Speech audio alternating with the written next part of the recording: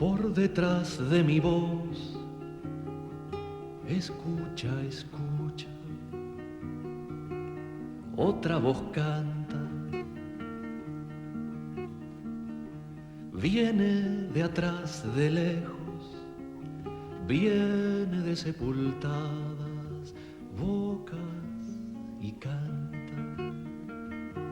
Dicen que no están muertos, escucha, los escucha, mientras se alza la voz que los recuerda y canta. Escucha, escucha, otra voz canta. Dicen que ahora viven en tu mirada, sosténlos con tus ojos, con tus palabras. Esto es Haciendo Memoria, el programa de Crisol, la Asociación de Expresas y Expresos Políticos del Uruguay, comenzando un 2025, comenzando otro año, desde donde sea que nos estén viendo o escuchando, sea de mañana, de tarde o de noche. ¿Cómo le va, Fernanda? ¿Cómo le va, Alfredo? Bienvenidos. Muy bien. Estábamos tanto. Bien, acá reincorporándonos a la tarea militante. Si yo quiero ver el programa en el momento que sale, a las 12 del mediodía, ¿por dónde lo veo? Bueno, lo puede ver por Crisol, por YouTube, Crisol, o por el canal de apu.uy de la Asociación de la Prensa, ¿no? Hacen clic en la campanita, que es re importante para nosotros formar comunidad y ser cada vez más. Muy bien, y nos escuchan porque tenemos una red muy importante de emisoras de todo tipo, ¿no, Muy Fernanda? importante, la verdad que estamos re contentos con eso. Nos escuchan en frecuencia 808 de Salina los viernes a las 23 y los domingos a las 10 de la mañana, que es un planazo prepararse el mate y escucharnos. Por la radio La Zurda, tu radio compañera, los viernes a las 15, a las 23 horas y los domingos a las 15 horas, que también es otro planazo después de comentar. Totalmente, poner la radio. pero además nos pueden ver y escuchar por la red de radios comunitarias del Uruguay, también por emisoras de radio y televisión de la Red Uruguaya de Medios Alternativos, y ahora sumamos otra radio más, ¿no, Fernanda? La radio Flor de Maroña, viernes a las 12 del mediodía, en sintonía con YouTube, y los miércoles a las 23 horas les mandamos un saludo especial, que hicieron un banner precioso para promocionarnos. Pero además hay mucha gente, además de nosotros somos las caras bonitas que estamos acá, y todos nos ven, pero hay gente que trabaja y milita para que este programa sea posible, ¿no es así? Haciendo que todo salga bien está Ezequiel Reboira, José Olivera, Jorge Daniel Díaz, Agustín Bérgolo y Henry Durán. Les agradecemos infinitamente por todo lo que hacen para que esto salga perfecto. Muy bien, y bueno, hoy en la conducción estamos Fernanda Cabrera y Alfredo Rivera, quien habla. Para comunicarse con nosotros tenemos un par de líneas de comunicación, ¿no? 091-028-578, ustedes saben que es el teléfono de Haciendo Memoria. Nos mandan lo que sea que quieran que difundamos, que entre dentro de nuestro programa, y nosotros vamos a hacer lo posible por apoyarlo. Muy bien, y está en nuestra página crisol.blogspot.com, en el cual se editan la opinión de Crisol, que se llama El Opinando. ¿Y nuestra sede social dónde queda? Joaquín Requena 1533, entre Bransen y Ana Monterroso, a pasitos de 18 de julio. También pueden, como decimos siempre, está abierta a todas y todos. Bueno, y tenemos convenios para quienes son socios. Se pueden hacer socios todos aquellos que sean jubilados o pensionistas.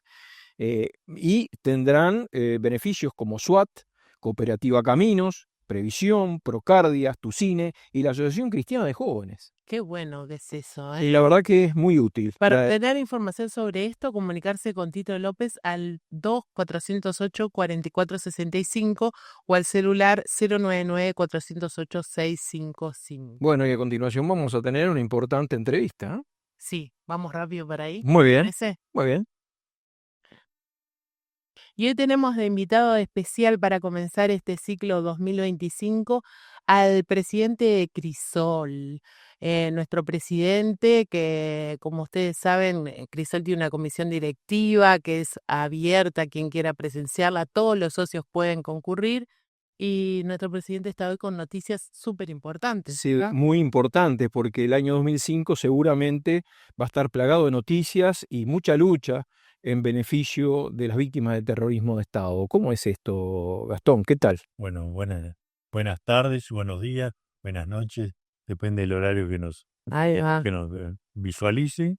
Levantamos el receso veraniego y vamos a dar inicio a un año 2025 que pensamos que en líneas generales va a requerir los mayores esfuerzos por parte de Crisol y de todo el colectivo por un conjunto de iniciativas que vamos a tener que llevar adelante y que empiezan incluso ya en estos mismos días, porque como ya habíamos anunciado en el último programa del año pasado, estamos recurriendo a presentarnos ante la Comisión Interamericana de Derechos Humanos para solicitar que se restablezca plenamente los derechos de las víctimas directas del terrorismo de Estado, específicamente de las expresas y de los expresos políticos. ¿Qué es lo que peticionamos? Que se establezca por ley el derecho a la reparación, en este caso de la PER, de todas las expresas y de todos los expresos políticos, sin que haya que renunciar a esos otros legítimos derechos que todas las personas tenemos por vivir en una sociedad. Gastón, como siempre te voy a pedir que digas qué es la PER. Bueno, nosotros la PER es la pensión especial reparatoria que la ley 18.033 otorga a una parte importante de las expresas y de los expresos políticos de Uruguay. Es una indemnización de acuerdo a las normas de derechos humanos internacionales que el Estado uruguayo ha suscrito como Estado. Es decir, las violaciones a los derechos humanos son condenables éticamente por los valores, por lo que nosotros entendemos de que debe ser la vida en sociedad y las funciones y la conducta que deben tener los funcionarios del Estado, tanto en situaciones normales como en situaciones anormales.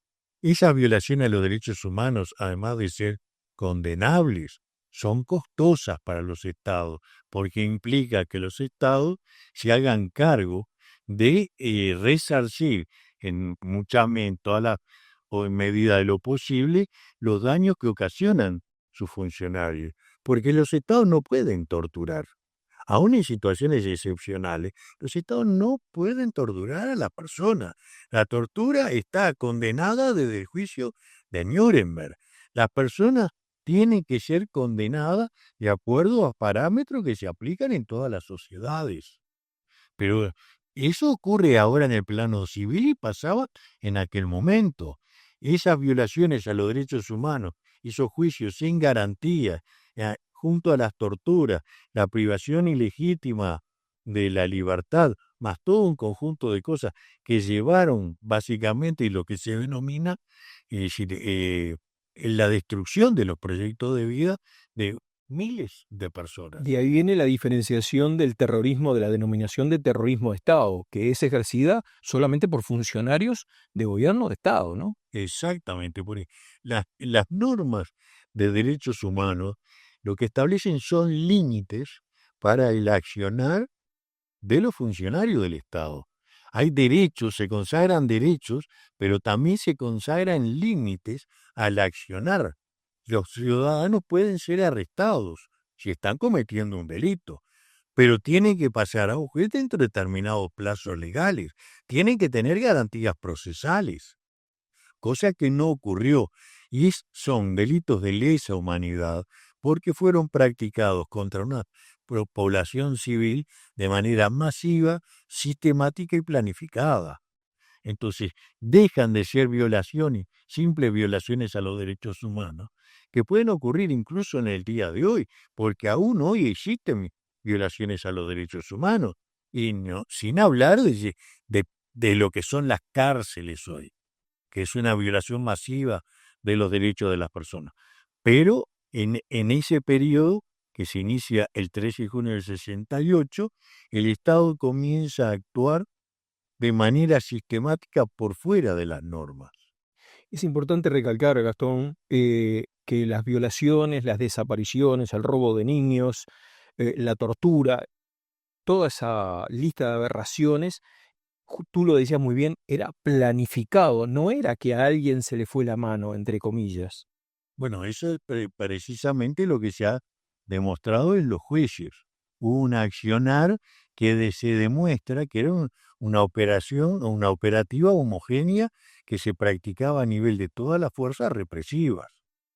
Es decir, una planificación, una metodología, un procedimiento genérico que se aplicaba a todo el mundo. El secuestro en horas de la noche, muchas veces, sin orden de allanamiento, la internación en lugares desconocidos, la incomunicación, la desaparición durante días, semanas o meses, la privación de la libertad, la incomunicación, asociado a la tortura. Porque esa es una de las características del proceso que se vivió en Uruguay, a diferencia de otros países de la región, que tuvieron estrategias represivas similares. Pero en Uruguay la característica sí, más notoria fue la prisión masiva asociada a la tortura y la prisión prolongada, así como en Argentina fue la desaparición forzada, y en Chile se recurrió al fusilamiento masivo de aquellas personas que eran detenidas. Además, con un objetivo, varios objetivos, pero uno de los objetivos era sembrar el terror en la población para poder aplicar una política de carácter económico que era imposible aplicarla democráticamente, ¿eh? Exactamente, esa es una tónica que a veces se pasa por alto. Es decir, fue un terrorismo bárbaro, pero fue para aplicar un modelo de sociedad, un proyecto neoliberal que no se podía aplicar. La dictadura en Uruguay, todos sabemos, o se debería saber, que comenzó luego de la crisis de la estructura económica, luego de la guerra de Corea, cuando se deterioró las exportaciones uruguayas bajó el valor de las exportaciones tradicionales y hubo que reajustar esa economía. La crisis se comenzó a manifestar desde el año 55 y está ya a mediados de la década de los 60. Y entonces pasa a ser necesario reestructurar esa economía, que se reestructura sobre la base de hacer perder el poder adquisitivo a los trabajadores. Es bueno recordar que en el periodo de la dictadura se redujo el salario promedio de los trabajadores al 50%. Exactamente. Ese fue Cosa imposible hacerlo de aplicar una receta económica. Es más, las medidas prontas de seguridad el 13 de junio del 68 se aplican, se ponen de manera preventiva. ¿Por qué? Porque a los días se iba a establecer la congelación salarial. Pacheco Areco opta por seguir el plan de trabajo, la receta económica del Fondo Monetario Internacional, que implicaba el recorte de la masa salarial y la reecuación de la economía. Y eso no se podría hacer con un movimiento sindical pujante. Y coincide además con la movilización estudiantil por temas específicos, pero que también están vinculados a esta situación. Hay que tener en cuenta que en el año 67 la inflación fue de un 150%. Y estaba surgiendo el PIT-CNT. En el momento específico que se aprueban las medidas, no había conflictos. Pero ya se preveía que a los 15 días se iba a mandar el presupuesto para los funcionarios públicos sin aumento. Es decir, ya se perdían los 6 primeros meses del año. Y además, con la congelación salarial. Sí, el saldo de víctimas justamente del terrorismo de Estado que trajo todo ese periodo viene a desembocar muchos años después y después de mucha lucha de los sectores involucrados, pero en general del pueblo en su lucha por la recuperación de la democracia. Y finaliza también en parte con esta esta pensión especial reparatoria, que es la ley 18.033. Y volvemos entonces a la acción que hace Crisol actualmente, que comenzó con un gran trabajo por parte de la organización, de la Asociación de Expresos Políticos, en el sentido de un artículo que es inaplicable, que es inconstitucional para nuestro entender, que es el artículo 11 de la 18.033, ¿no, Gastón? Bueno, nosotros recurrimos ante la Suprema Corte de Justicia. La Suprema Corte de Justicia no amparó a Crisol, demoró 14 meses para expedirse. Nosotros ya habíamos definido a mediados del año 2022 Cuando tomamos conocimiento de que la Comisión Interamericana había amparado a la viuda de un expreso político, habíamos tomado la decisión de recurrir ante la Comisión Interamericana para que nos amparara. Estamos hablando del año 2022, mediados del 2022, habiendo ya agotado todas las instancias políticas y habiendo realizado todas las gestiones habidas y por haber para poder modificar aspectos insuficientes del artículo 11 de la ley 18.033.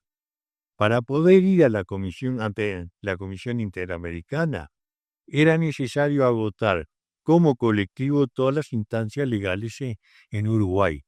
Y en función de eso, nos presentamos ante la Suprema Corte de Justicia, esperando que la Suprema Corte de Justicia nos negara rápidamente para poder ir ante la Comisión Interamericana. ¿Qué es específicamente lo que pide Crisol? Crisol cuestionó 3 incisos del artículo 11 de la ley 18.033, que es la que otorga la pensión especial reparatoria a la gran mayoría de las expresas y expresos políticos.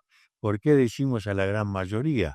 Porque no le otorga la pensión especial reparatoria a las expresas y los expresos políticos que se habían presentado a leyes de resarcimiento laboral durante el gobierno de Sanguinetti. Básicamente la ley 15.737 y la ley 15.783, que es llamada la ley de los funcionarios públicos.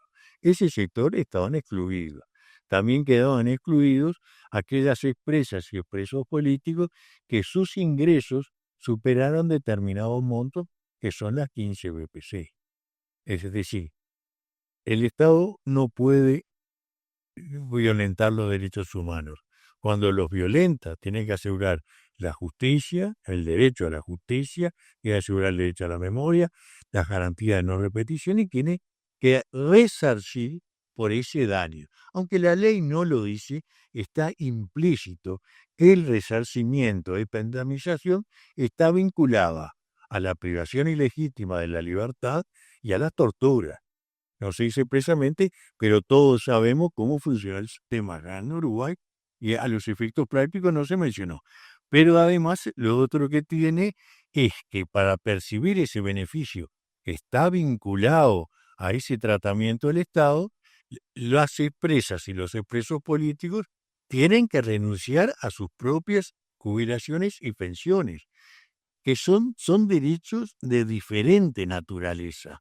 Uno, son derechos ciudadanos que tienen que ver con la historia laboral, con los aportes que uno hace, y los otros están vinculados a esa violentación de los derechos que sufrieron miles de personas en el proceso que va desde el 68 hasta fines de la dictadura. O sea, en resumen, el artículo 11, una de las tantas cosas que hace es, o algunos artículos del 11, es no permitirles a los expresos que se puedan jubilar, o sea, derecho. Exactamente. Es decir, los expresos pueden jubilarse, pero no pueden cobrar la pensión. O sea, Pierden la PER. Pierden la pensión, que son beneficios de naturaleza diferente, pues la jubilación deriva de los aportes que uno hizo en su historia laboral, o las pensiones que le generan los cónyuges u otras situaciones a esas personas.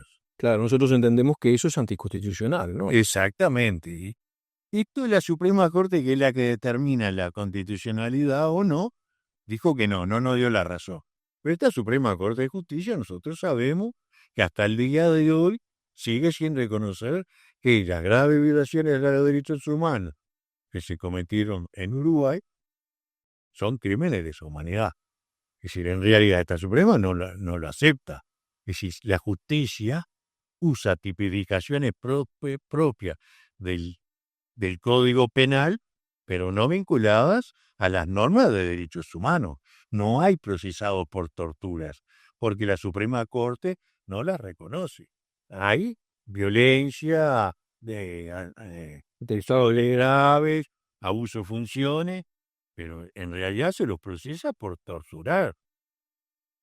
Y recién hay un caso, a 50 años, que es el caso Tassino, que fue condenado, uno de los responsables, por el delito de desaparición.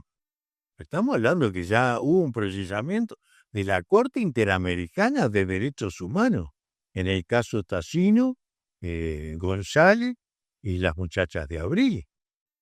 Recién a los casi 50 años, la Suprema Corte de Justicia reconoce que fue una desaparición y que está bien procesar a una persona por el delito de desaparición y no por asesinato como si lo condenaba.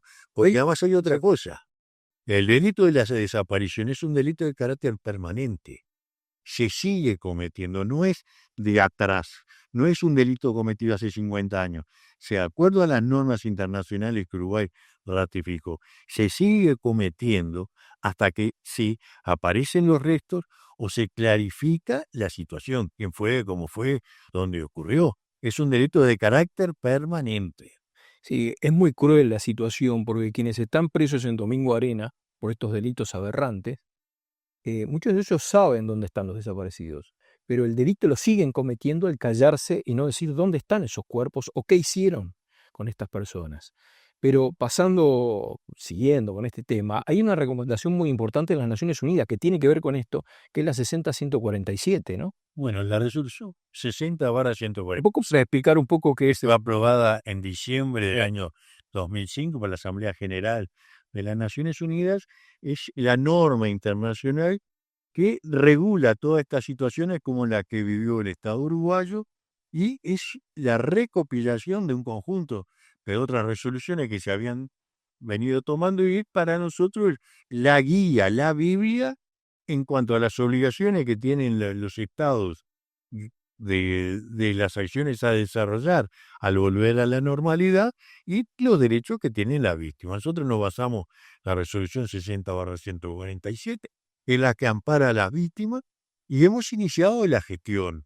Nosotros, en ese sentido, queremos aclarar esto. Esta es una decisión tomada a mediados del año 2022, cuando tomamos conocimiento de la situación específica de una viuda que se presentó. Tenemos además, sabemos que el año pasado hubo otra situación, un expreso de nuestro colectivo, que antes que el colectivo inició todo un accionar tentativo y que fue amparado por la Comisión Interamericana de Derechos Humanos y que en la actualidad está intentando llegar a un acuerdo amistoso con el Estado uruguayo. O sea que ya hay casos que comprueban este camino. Sí, ya hay 2 antecedentes positivos que ya Silvia Flores Mosquera ya nos había incitado a hacer esto y ahora hubo otro caso. Nosotros lo que debimos esperar fueron estos 14 meses la Suprema Corte de Justicia. Es decir, la Suprema Corte de Justicia se pidió a fines de diciembre, y imposible iniciar los trámites en pleno enero, y vamos a iniciar en estos días un llamado a todos los expresos que se presentaron ante la Suprema Corte de Justicia mediante un mecanismo que vamos a explicar a que ratifiquen su voluntad de seguir adelante con este proceso. Van a llamar a los expresos y expresas que ya firmaron en el 2022. Exacto, se terminó firmando en el 2023. Y tenemos los 896 personas que se presentaron ante la Suprema Corte de Justicia. Mediante el WhatsApp le vamos a pedir que simplemente nos ratifiquen su voluntad de continuar con este trámite. Es un trámite que además no es costoso ya, y si en su momento hubo una recolección de dinero para armar toda esta movida, simplemente que ahora estamos en otra instancia y pues pueden haber compañeros que van al cambio de opinión, que no tienen interés. Pensamos que la gran mayoría nos va a decir sí, pero no lo podemos hacer dándolo por sentado y que todo el mundo sí. Entonces le vamos a pedir a los compañeros mediante un mecanismo muy simple que nos ratifiquen su interés, su voluntad en este trámite, que reiteramos, no requiere esfuerzo económico, simplemente se va a pedir que manden los nombres, los apellidos y el número de cédula al WhatsApp de Crisol y con eso mismo ya vamos a entender de que eso va a ser así. En la mañana del día de hoy seguramente ya va a estar me refiero a cuando está saliendo este programa, ya va a estar el comunicado oficial de Crisol incitando, llamando y convocando, y haremos todos en las próximas semanas la presentación formal ante la Comisión Interamericana. Muy bien. Alfredo, ¿te parece que vamos a una pausita? Vamos a una pausa porque además nos quedan cosas, anuncios y cosas interesantes, ¿no? Porque cuáles son los próximos pasos y qué es lo que nosotros como Crisol prevemos, ¿no, Gastón? O sea que Exactamente. esto en la segunda parte lo vamos a conversar y va a ser de especial interés para toda la audiencia. Estamos en Haciendo Memoria, el programa de las expresas y expresos políticos del Uruguay, nucleados en Crisol. Enseguida volvemos. En tiempos de revolución digital, la vida en sociedad se vuelve cada vez más compleja y en eso juegan un papel fundamental la información veraz y la comunicación equilibrada, ya sea a través de los medios tradicionales o mediante las redes sociales. La Asociación de la Prensa Uruguaya, a través de la plataforma portalapu.uy, brinda la posibilidad de una mirada seria y profesional comprometida con el tiempo que nos toca vivir. Nuestra plataforma, que publica diariamente notas de prensa, material audiovisual y productos de radio, vincula indisolublemente a la profesión con la ciudadanía a través de mensajes directos y transparentes, sin más compromiso o interés que el acceso libre y gratuito a la información veraz y profesional de la sociedad. apu.uy, la información plural y profesional.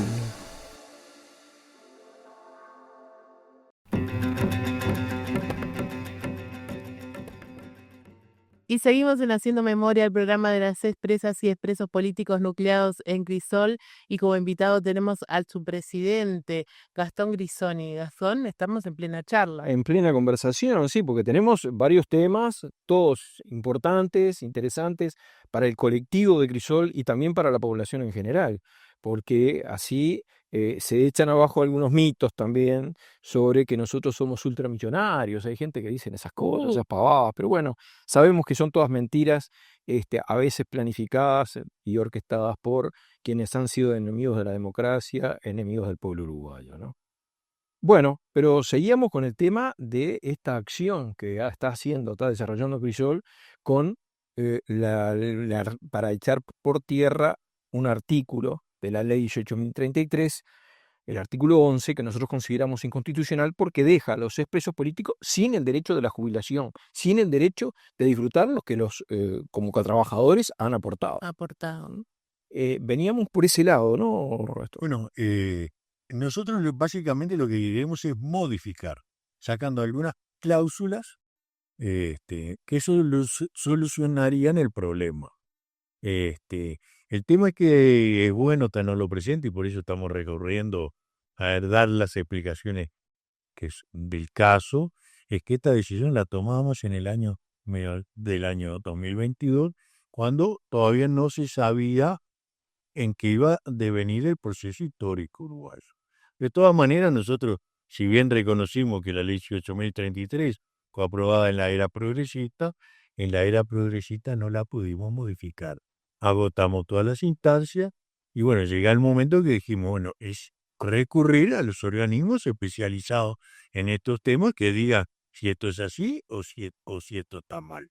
En el marco de otras campaña que nosotros venimos llevando adelante. Esto es importante en el sentido de que nosotros esto ya lo venimos llevando adelante, no ya solo con el gobierno progresista, sino que en el actual gobierno que ahora se retira, sin hacer cálculos de que iba a ganar cuál o tal gobierno. Independientemente, nosotros llevamos adelante esa instancia, ¿no? Nosotros hay que tener en cuenta, somos un colectivo de personas maduras, somos personas grandes. Es decir, los plazos de tiempo se nos van acortando. Somos un colectivo con un promedio de edad 77, 78 años. Tenemos que ser conscientes de esa situación. ¿Pasamos mal los expresos políticos? No. Los expresos políticos hemos logrado, en base a la movilización de Crisol, que la gran mayoría del colectivo tenga ingresos suficientes para tener una vejez sin grandes preocupaciones. Eso ha sido un logro histórico. Lo que nosotros reclamamos y hemos reclamado es el derecho a la verdad, el derecho a la justicia y el derecho a que se cumplan las normas de derechos humanos. Hay expresas y expresos políticos que no perciben los beneficios que marcan las normas. Son discriminados en el marco nuestro propio. No se cumple. Y hay otros que tienen que renunciar a otros derechos para ampararse a eso. Y eso no le hace bien a la sociedad, no le hace bien a las normas de derechos humanos. Por supuesto, hay una campaña sistemática organizada por los centros militares, por las asociaciones que defienden a los terroristas de Estado, diciendo que la PER te cobran los desaparecidos, cuando los familiares de los desaparecidos en este país no cobran la pensión. No hay, las pensiones no son heredables, se transmiten como una jubilación a la viuda y a los hijos discapacitados, igual que una jubilación. Pero ellos viven diciendo que se le da a los asesinos. La ley no es un beneficio para la gente que combatió, es un beneficio para aquellos ciudadanos que incluso pueden haber violentado las normas legales, pero no pueden ser torturados. Es un beneficio por el mal accionar del Estado, porque fueron todos condenados sin garantía, condenados por tribunales militares, sin ninguna garantía. Pero esta ley, la ley 18.033, salió por unanimidad de todo el sistema político. Eso es importante recalcarlo, ¿no? Porque eso hubo oposición, todos los partidos la votaron. Exactamente, todo el sistema político. Fue un gran logro, fue un gran avance. Se logró que el Estado reconociera su implicancia, su involucramiento en la violación de las normas de derechos humanos, pero con aquellas limitaciones que se tuvieron. Una de las cosas que ha sucedido en este último gobierno que ya culmina es la degradación de los derechos de salud que le corresponden a los expresos políticos, por ejemplo, que es uno también de nuestras demandas hacia el próximo gobierno también. Bueno, ese es un tema que nosotros ya lo venimos manejando. Es decir, hace unos 15 días fuimos convocados por el secretario designado del próximo gobierno, junto con el prosecretario y el doctor Jorge Díaz.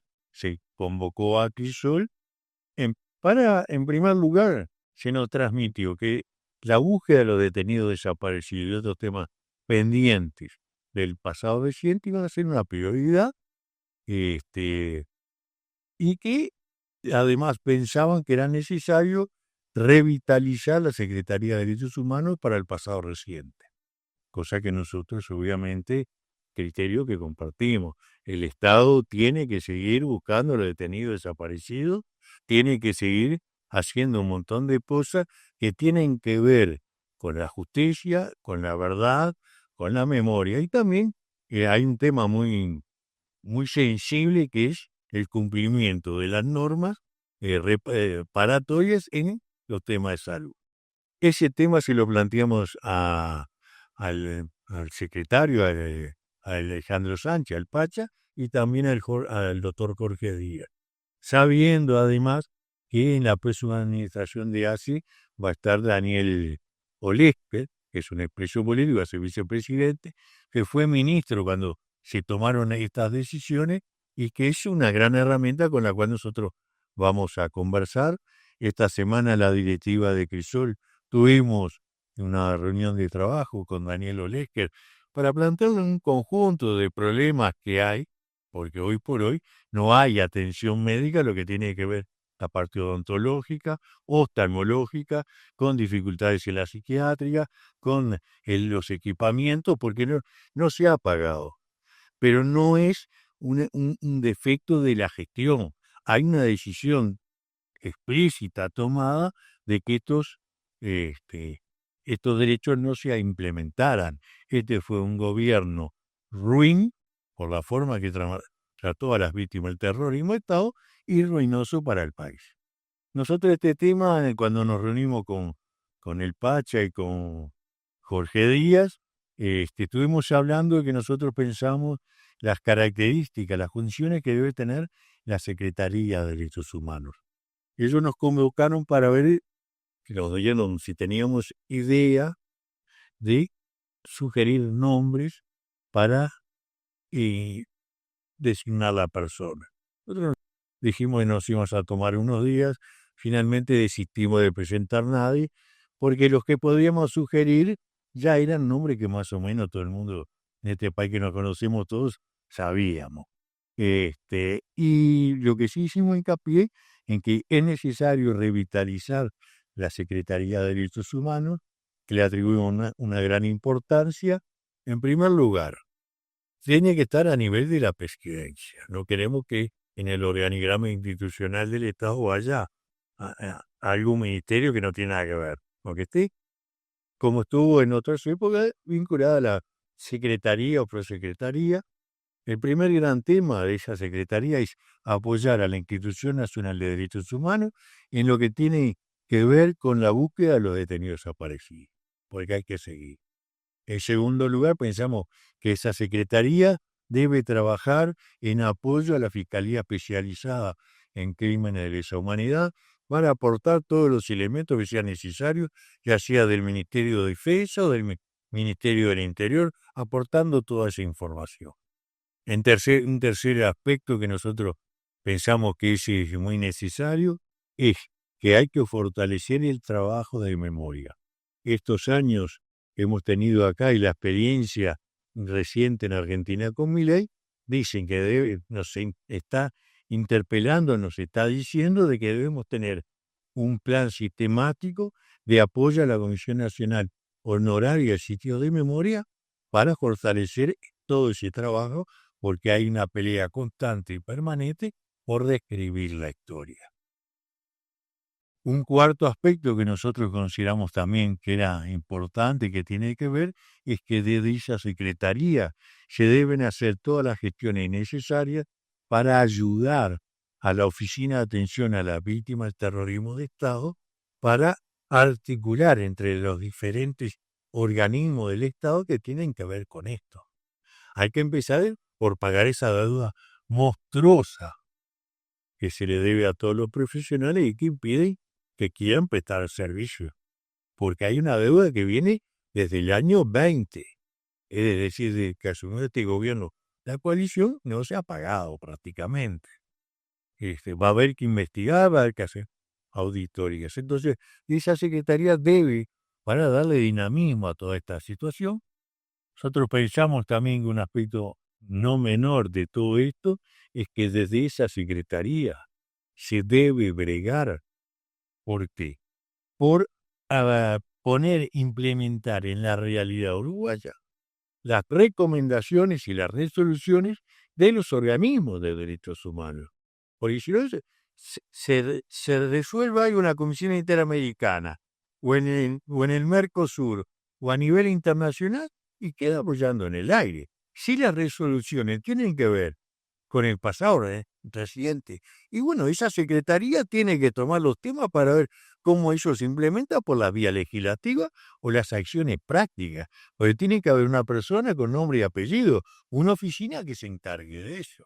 Sí, es muy importante lo que plantea Crisol en el sentido de que, bueno, Crisol no plantea un nombre porque entiende de que es una acción del gobierno entrante, pero sí los criterios que nosotros entendemos que le corresponderían a esa secretaría al gobierno entrante. Bueno, eso fue también un trabajo colectivo que hicimos.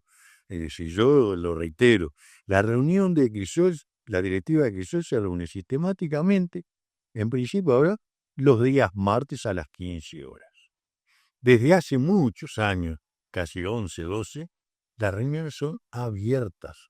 Pueden ir los asociados y si pueden participar. Además, nosotros tenemos dificultades y va pasando el tiempo, vamos envejeciendo y precisamos nuevos compañeros que se sumen a trabajar, a opinar, a aportar, cumpliendo determinadas normas básicas de un funcionamiento colectivo, ¿no? Que son los normales en cualquier lado para tener una buena convivencia, buena relación, porque ahí además en el intercambio de diferentes expresiones se van rejuntando y armando y pensando colectivamente. Nosotros definimos las funciones Z, definimos criterios que son más o menos obvios, queríamos que la persona sea conocida, una figura de conocido público, con solvencia en este campo específico.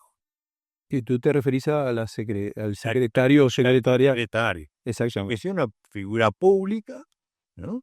Que además tenga versación en esto, que conozca, que haya militado, que haya demostrado su compromiso militante, su experiencia. Un tercer elemento que pensamos que no son excluyentes, porque todo esto, pues, si no, buscamos la persona perfecta, no vamos a designar a nadie, pero nos gustaría que tenga experiencia en la administración pública, porque después hay que lidiar con los organismos, ¿no? Toda esa burocracia que hay, entonces Los engranajes internos cómo se pide la plata, el presupuesto para esto, que no es lo mismo haber estado en la universidad o haber sido un profesor que lidiar con la estructura del Estado, las compras, cómo se hace, cada procedimiento.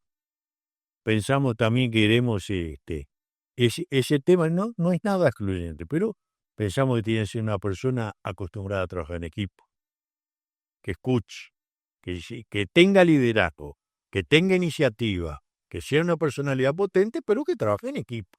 Porque las cosas salen adelante con equipo. es imposible.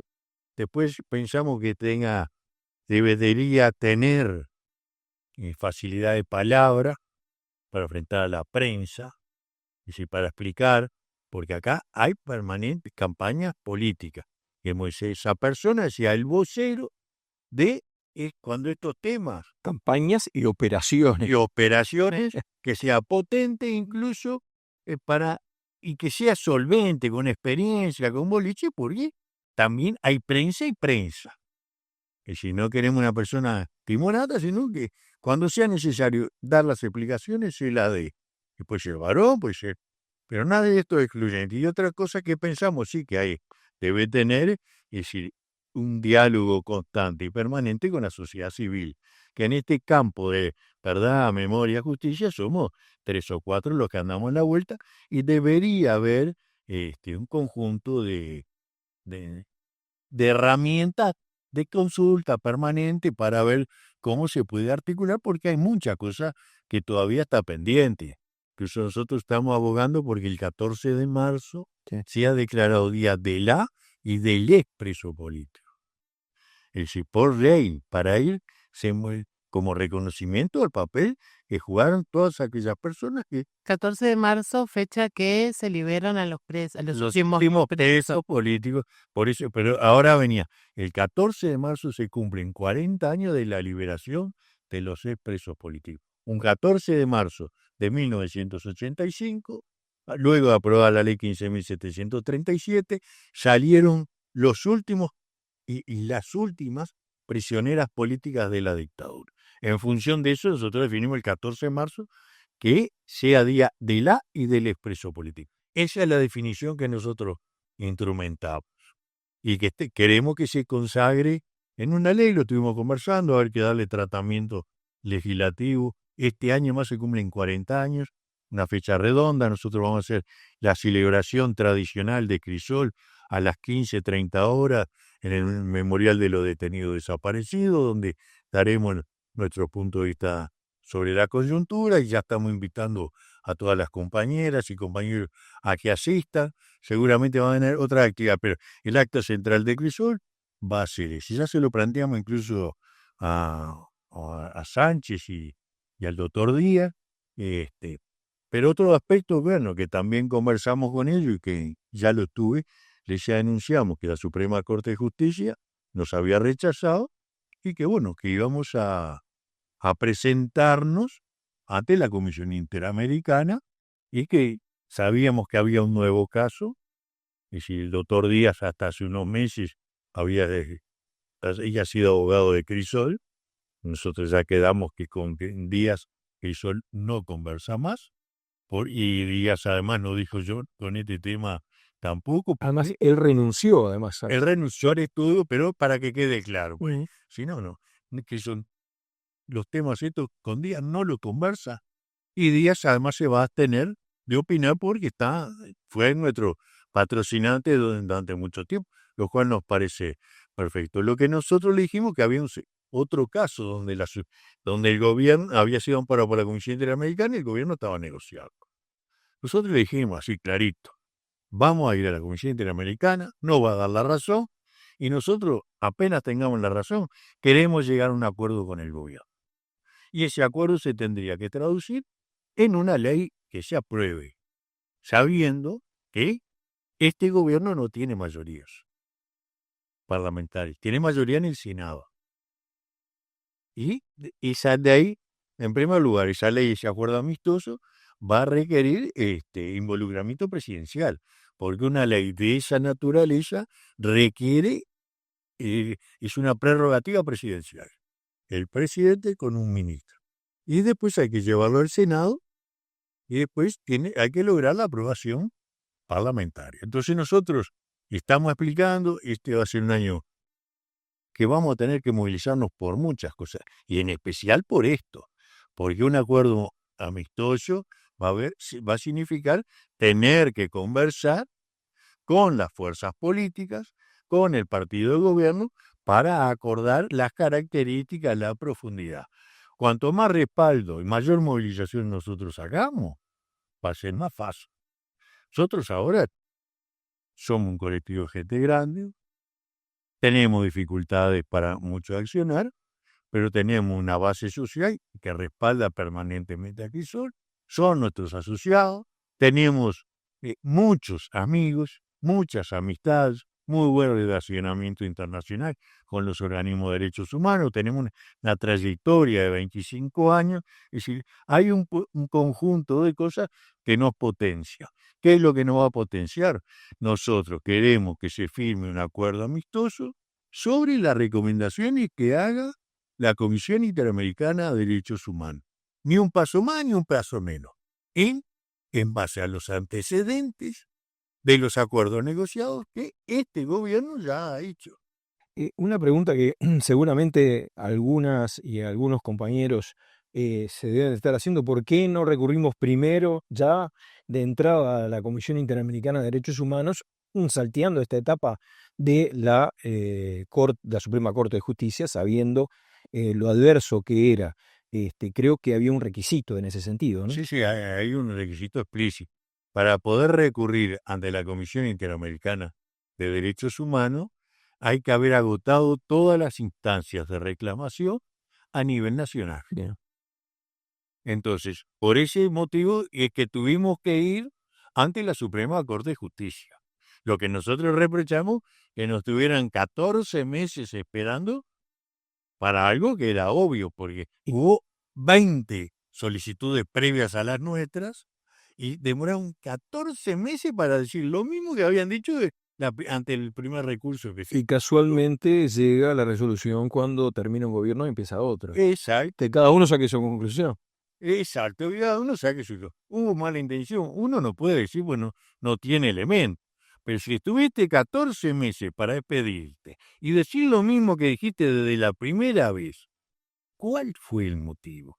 Estos 5 miembros de la Suprema Corte de Justicia son de terror, vamos a decirlo así, lo decimos así, son de terror. Esta Suprema Corte de Justicia que además no reconoce como crímenes de lesa humanidad las graves violaciones los derechos humanos, que recién ahora, y en este caso específico, nos tira el bombo. Entonces, bueno, cada uno sabe su conclusión. Nosotros agotamos las instancias, se demoraron muchísimo, porque nosotros teníamos la expectativa de podido ir ante la Comisión Interamericana hace 6 meses. Es un tema muy importante también lo del 14 de marzo, de declarar Día de la y del expreso político liberado, porque también hace al tema de la memoria histórica, ¿no? Bueno, no, eso es el tema central de todo esto. Es decir, es dejar asentado en la legislación uruguaya el papel que jugaron las personas que fueron privadas de su libertad durante todos estos años, y es como un reconocimiento al papel desempeñado, porque la dictadura no cayó, porque justo les cayó un rayo, no. Hubo una gran movilización durante muchos años que se fue gestando, porque hubo un proceso que empezó en el año 68, que se basó en la amplia movilización que hicieron los trabajadores, pero también hubo acciones armadas de enfrentamiento al Pachecato. Cada uno podrá tener la evaluación que tiene sobre si era justo o no era justo, si correspondía o no correspondía, pero fue parte de ese proceso de pueblo que empezó a enfrentar ese modelo que además venía desde Estados Unidos, en el marco sí de una guerra fría, sí, pero también de expectativas que había generado la Revolución Cubana. Hubo en América Latina una voluntad de cambio que se canalizó de diferentes maneras, donde confluyeron también grupos religiosos. Entonces acá en Uruguay hubo todo arriba de la mesa. Y hubo organizaciones que también tenían aparato armado. Y era esa situación en otro clima. Y eso generó además muchos muertos, generó detenidos, desaparecidos, pero hubo muchos miles de personas que estuvieron privadas de su libertad durante muchos, muchos años. Y entonces es bueno que haya ese reconocimiento a la lucha y a la prisión, porque además las prisiones, por las características que tenía, fueron también lugares de enfrentamiento, de sobrevivencia. Somos sobrevivientes del terrorismo de Estado. Fuimos legalmente víctimas, en el sentido de damnificados, es decir, por las normativas vigentes. Pero hay que darlo en esa perspectiva, pues además la experiencia ya vimos lo que fueron todos estos años con las iniciativas que promovió Cabildo Abierto y el herrerismo, la parte dura del herrerismo. Ellos llegaron a pedir una amnistía para los presos de los militares. Y al no prosperar eso, quisieron otorgarle la prisión domiciliaria compulsiva, sin más trámite, a todos aquellos que tenían más de 65 años. Afortunadamente, esa masa de conciencia tiene la sociedad uruguaya, ha llamado de madres y familiares, de Crisol, que hubo movilizaciones callejeras, impidieron que eso cristalizara y no se aprobara. Pero los intentos se tuvieron. Y eso es bueno tenerlo presente. La batalla por la memoria y por la interpretación histórica del proceso vivido es una batalla estratégica de carácter permanente, porque la derecha siempre está presente y no podemos chuparnos el dedo y pensar que está todo superado en un mundo tan difícil, tan complicado, donde hay monstruos gobernando en Estados Unidos, por decirlo de una manera sintética y teniendo presente que ya debe estar terminando el programa. Sí, estamos felices, Gastón Grisoni. ¿Quedó algo que no haya dicho y que es importantísimo que quede plasmado? No. En principio, que se apronten todas las compañeras y compañeros para un año movido que vamos a precisar el apoyo y el concurso de todas y todos. Perfecto. Muy bien. Bueno, Nos vamos y nos nosotros. tenemos que ir, no tenemos más remedio, se terminó el tiempo. Es así. Bueno, pero a tener muy en cuenta el año de lucha y de grandes logros que van a haber en relación al colectivo crisolero. O sea que desde aquí a todas y todos, a tener confianza y participar también y apoyar a Crisol, ¿no? Exactamente. Es así. Nos vamos como nos vamos siempre, por verdad, memoria, justicia y nunca más terrorismo de Estado. Crisol está más que nunca en lucha para que los más infelices sean los más privilegiados. Muchas gracias.